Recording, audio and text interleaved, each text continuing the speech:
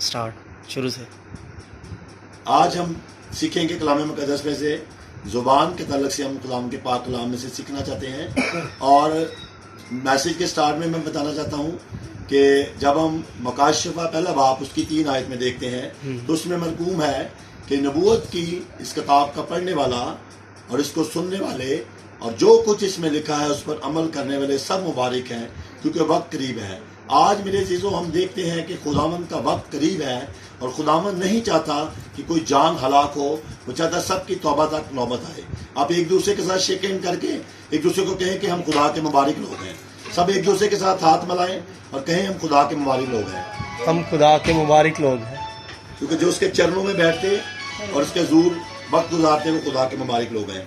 आए मेरे साथ एक हवाला देखेंगे, मत्ती की अंजील उसका 18 बाब उसकी 18 ही आयत में लिखा है, मैं तुमसे सच कहता हूँ कि जो कुछ तुम जमीन पर बांधोगे वो आसमान पर बंधेगा और जो कुछ तुम जमीन पर खोलोगे वो आसमान पर खुलेगा। मेरे अजीजों, आज ये जो पैसेज पढ़ा गया आपके सामने मत्ती की अंजील 18 बाब उसकी 18 आयत में, ये हम सीखते हैं। इसमें लिखा हुआ है कि जो कुछ तुम जमीन पर बांधोगे वो आसमान पर बंधेगा और जो कुछ तुम जमीन पर खोलोगे वो आसमान पर खुलेगा। मेरे चीजों, ये बांधने के ताल्लुक से बात हो रही है, लेकिन बांधना हमने कैसे है, आज हम इस बात को सीखेंगे कि हमने कैसे बांधना है। मेरे चीजों, कोई रस्सा या सेबा तो हमारे पास है नहीं है जिसके साथ हम बांधेंगे। ये बात हम कर रहे हैं कि जुबान के ताल्लुक से जब हम अपने आप को, अपनी जुबान को कंट्रोल करेंगे, अपने कंट्रोल में रखेंगे, तो हम क्या है, खुदावंद यीशु मसीह के लायक हैं। क्योंकि खुदावंद का कलाम हमें बताता है कि अपनी ज़बान को कंट्रोल में रखना चाहिए, क्योंकि ज़बान जो है ये स्लिप हो जाती है, क्योंकि मुंह में और भी सलावा और भी तरह के होते हैं और ये ज़बान के है स्लिप होती है। जैसे आप वॉशरूम में जाते हैं तो क्या होता है कि अगर वहां पर पानी बिखरा हो तो स्लिप हो जाता है। ऐसे ही ज़बान आपके मुंह के अंदर है और ये स्लिप हो जाती है, और अगर उसको आप ऐसे इस्तेमाल करते हैं तो टेढ़ी मेढ़ी करके इस्तेमाल नहीं करना, बल्कि इसका दुरुस्त इस्तेमाल करना है। क्योंकि जब हम अपनी ज़बान का दुरुस्त इस्तेमाल करते हैं तो क्या होता है कि हम क्या करते हैं, बरकत पाते हैं। इसी ज़बान से हम किसी के लिए बद्दुआ भी करते हैं और इसी ज़बान से हम किसी के लिए दुआए खैर करते हैं, बरकत की दुआ देते हैं। मेरे चीज़ों, अगर देखते हैं कि खुदावंद यीशु मसीह अगर हमारे गुनाहों खताओं की खातर हमें मुआफ ना करता तो बाप से क्यों कहता कि बाप इनको मुआफ कर, ये नहीं जानते क्या करते हैं। वो अपनी ज़ुबान अक़दस से खुदावंद यीशु मसीह के मुंह से अल्फाज थे कि बाप इनको मुआफ कर, ये नहीं जानते क्या करते हैं। आज हम इंसान होते हुए अपनी ज़ुबान का दुरुस्त इस्तेमाल नहीं करते। कैसे?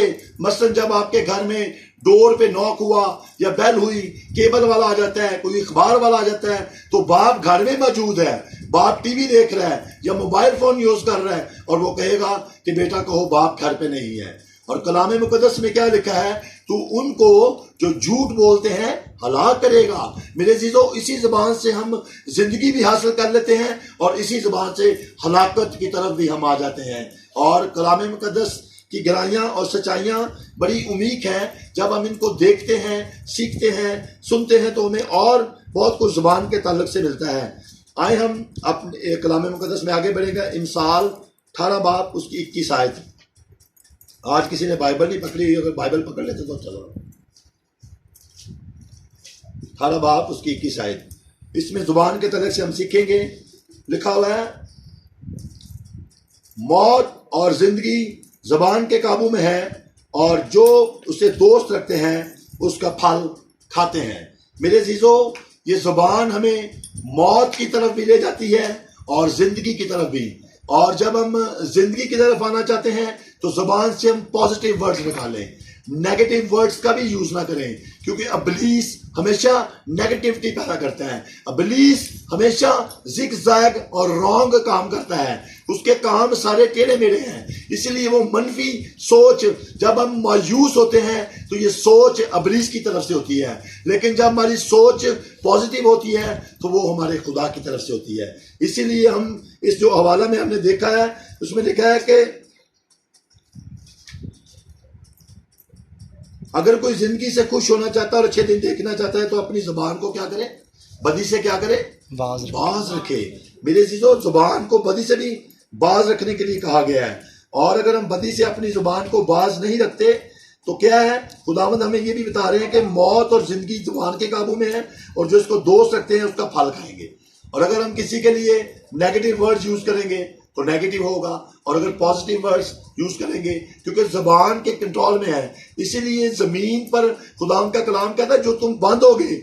आज खादमीन अगर किसी को बरकत की दुआ देते हैं तो क्या वो होता नहीं है? आसमान का खुदा आपकी दुआओं को सुनता है और सुनकर उनका जवाब देता है, और वो पॉजिटिव वर्ड्स में देता है। लेकिन अगर अपनी जुबान से, जो लोग शरीर लोग हैं, अगर अपनी जुबान से कोई बुरे वर्ड्स निकालते हैं तो क्या होगा? वो शरीर के पैरोकार हैं। हमें अपनी जुबान का हमेशा दुरुस्त और सही इस्तेमाल करना चाहिए ताकि खुदा हमें बरकत दे, क्योंकि जिंदगी और मौत का अख्तियार मेरे यीशु के पास है, और कोई नाम हमें बख्शा नहीं गया तो तमाम नामों से आला हो। हमारा खुदावंद यीशु मसीह का नाम तमाम नामों से आला है। इसलिए उसने कहा है कि अगर तू चाहता है कि तू जिंदगी और मौत का मजा जिस तरह से चखना चाहता है, अपनी जुबान को भी उसके हिसाब से इस्तेमाल कर। अगर हम दुरुस्त इस्तेमाल करेंगे तो दुरुस्त होगा, और अगर हम गलत इस्तेमाल करेंगे तो गलत होगा।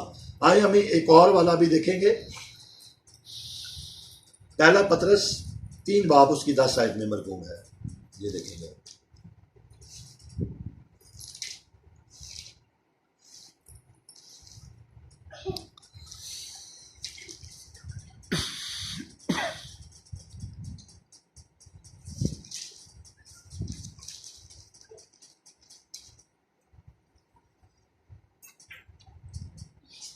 जो कोई जिंदगी से खुश होना और अच्छे दिन देखना चाहता है, वो जुबान को बदी से और होंठों की मकर की बात कहने से बाज रखे। आज मेरे अजीजों, खुदावंद हमें बताता है कि जो शख्स जिंदगी में अच्छे दिन देखना चाहता है, वो जुबान को बदी से और होंठों को मकर की बात कहने से बाज रखे। बदी से हमने अपने आप को कैसे बाज रखना है?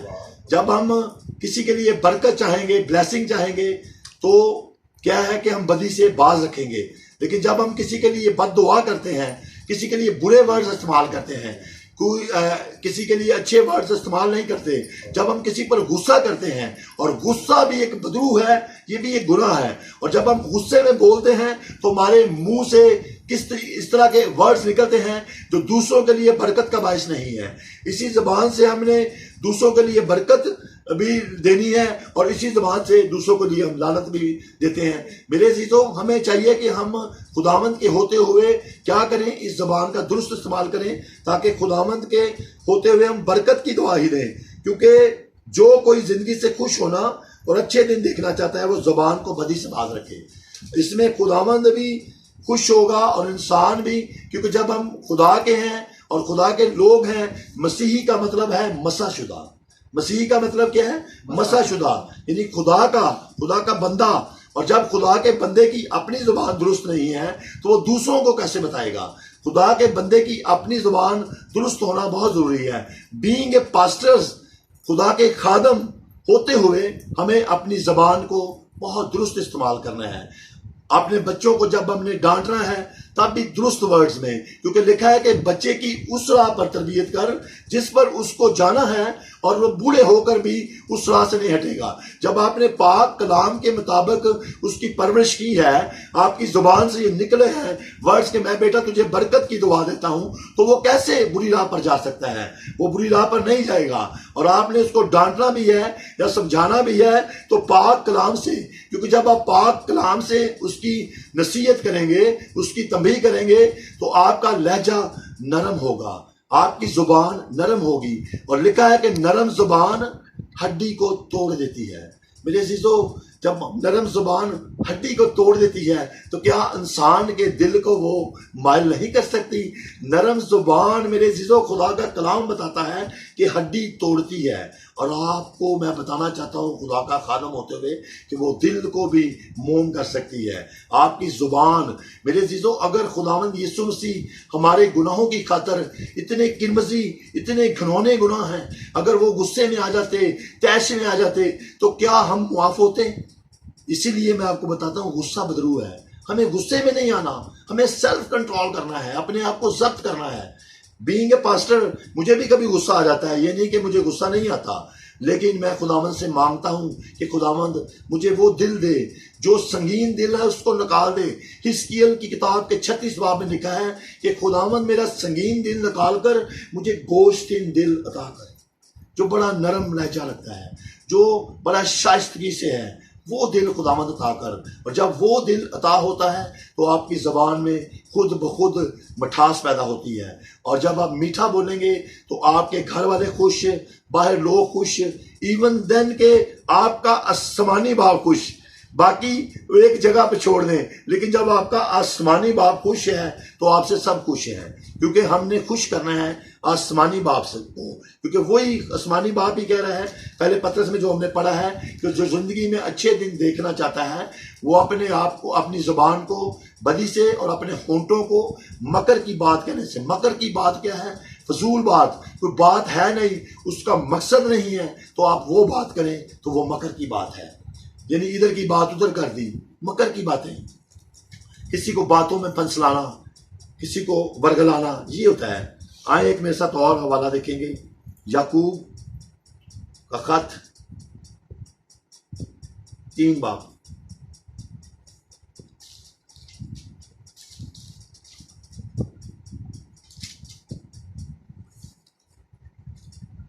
मेरे जीजस के हम सीखेंगे कुरान के कलाम में से, इसकी हम चांदे का आया देखेंगे। आए भाइयों, तुम में से बहुत से उस्ताद ना बने,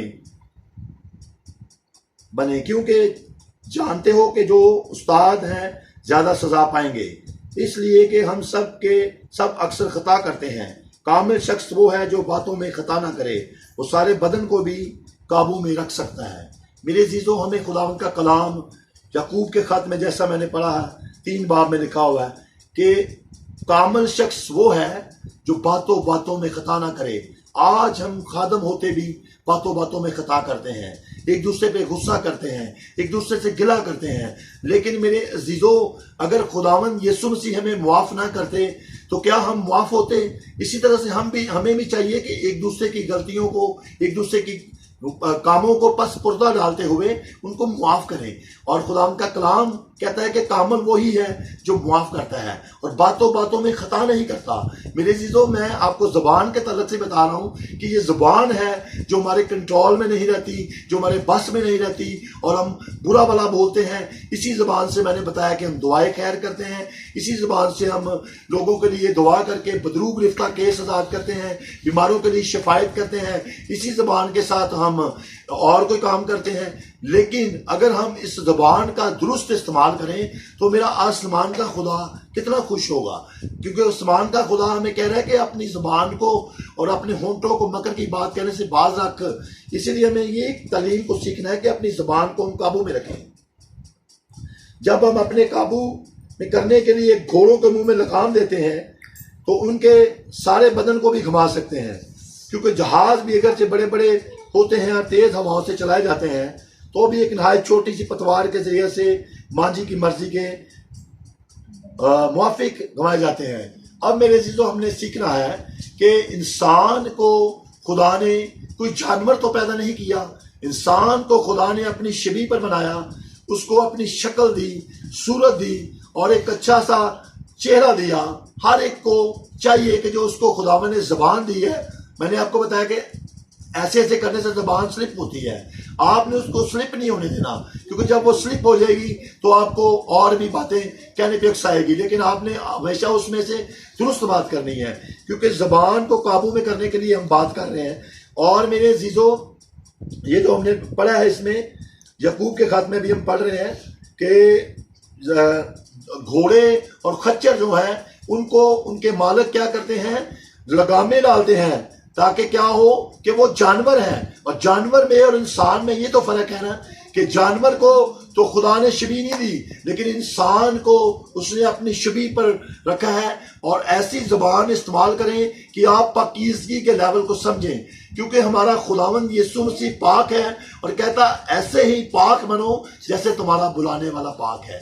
अगर खुदावंद यीशु मसीह के मुंह से अल्फाज जो निकलते हैं वो शीरी और मीठे और दिल को मोह लेने वाले अल्फाज हैं, तो हमारे अंदर से भी मेरे अजीजों बीइंग अ क्रिश्चियन मसीही होते हुए ऐसे वर्ड्स निकले कि हमारी जुबान से दूसरे को तसल्ली का बायस हो, हमारी जुबान से दूसरे के लिए शिफायत हो, हमारी जुबान से दूसरों के लिए अच्छे वर्ड्स, क्योंकि जब हम पॉजिटिव वर्ड्स इस जुबान से बोलते हैं तो पॉजिटिव होता है, और जब नेगेटिव बोलते हैं तो नेगेटिव होता है, क्योंकि अल्फाज मेरे अजीजों पीछा करते हैं। आपके मुंह से जो कही हुई बातें हैं, अल्फाज हैं, वो पीछा करते हैं, और जो खादमों के मुंह से निकले हुए वर्ड्स हैं, खुदावंद उन्हें प्यार करता है अपने खादमों को और उनको पूरा करता है। और अगर आप किसी के लिए दुआ करते हैं, दुआए खैर करते हैं, तो वो दुआ क्या फलती फूलती है और बीमार शिफा पाता है उसी जुबान से। और उसी जुबान से अगर आप गलत यूज करते हैं तो वो ठीक नहीं है, क्योंकि थोड़ी सी आग से कितने बड़े जंगल में आग लग जाती है। जुबान भी एक आग है। जुबान हमारे अज़ा में शरारत का एक आलम है और सारे जिस्म को दाग लगाती है और दायरा दुनिया को आग लगा देती है और जहन्नम की आग से जलती रहती है। मेरे अजीजों देखें, लिखा है कि दायरा दुनिया को आग लगा देती है। जब आप जुबान से किसी के लिए अच्छे वर्ड्स यूज नहीं करते तो क्या होगा? लड़ाई झगड़ा पैदा होता है, बदगोइयां पैदा होती हैं, गुनाह जन्म लेता है। क्योंकि खुदावंद ने हमें जंगो जदल के लिए, लड़ाई के लिए तो पैदा नहीं किया। खुदा ने तो हमें सुलह के लिए और सलामती के लिए पैदा किया कि एक दूसरे के लिए सुलह करें, एक दूसरे के लिए सलामती लाएं। लेकिन जब हम अपनी जुबान का दुरुस्त इस्तेमाल नहीं करते, हम गुस्से में आते हैं, तैश में आते हैं, और बदरू, जो गुस्से की बदरू है मेरे अजीजों, वो काम करती है। और खुदा का कलाम कहता है कि गुस्सा तो करो मगर गुनाह ना करो। मेरे अजीजों, गुनाह इस तरह हो जाता है कि जब हम किसी को मुआफी नहीं करते, जब आप अपने दिल में उस बात को, क्रोध को पालते हैं, जब आप अपने अंदर से उस बात को निकालते नहीं हैं, जब हमारे अंदर मोहब्बत का अंसर नहीं है, क्योंकि हमारा यीशु मोहब्बत है और वो चाहता है कि हम मोहब्बत से रहें, अपने आप को हलीम करें, अपने आप को फ्रोतन करें, अपनी जुबान को पाक करें, अपने जिस्म को पाक करें। क्योंकि अगर इंसान की जुबान इंसान के बस में है, अगर उसने उसको अपने आप को पाक किया, जुबान के वसीला से पाक किया है, तो उसने अपने सारे जिस्म को मेरे अजीजों पाक किया है। ये कलाम का फैसला है, ये कलाम की बात है कि हमने अगर अपनी जुबान को पाक रखा है तो हमने पूरे अपने जिस्म को पाक रखा है। क्योंकि हर किस्म के छुपाए और परिंदे और कीड़े मकोड़े और दुराई जानवर तो इंसान के काबू में आ सकते हैं और आए भी हैं, मगर जुबान को कोई आदमी काबू में नहीं रख सकता। वो एक बला है और जो कभी रुकती नहीं और ज़ाहिर कातल से भरी होती है। मेरे चीज़ों, इसकी मैं आपको एग्जाम्पल देता हूँ। घर में अगर मियाँ बीवी की लड़ाई हो गई है, मर्द उसको मार रहा है और बीवी आगे से अपनी जुबान को चलाती जा रही है, तो क्या होगा? लड़ाई बढ़ती जाएगी, ना कि लड़ाई रुकेगी।